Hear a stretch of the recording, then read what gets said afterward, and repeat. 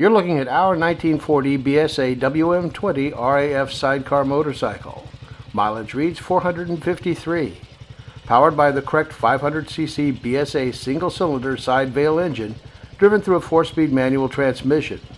Tires are like new. This motorcycle starts very easily and runs good. The transmission shifts easily and the clutch is smooth. The sidecar is an original metal dusting sidecar in very good condition. These Bsa motorcycles were the workhorse of the British military during World War II, and this one was probably brought back to the States by a returning serviceman. Overall, this motorcycle is in very good condition and extremely fun to ride, and a fascinating piece of World War II history. Technical manual, windshield and cover for the sidecar, and a toolkit are also included.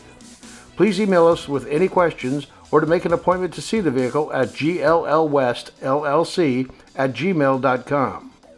Please refer to the event and lot number shown here in the subject line.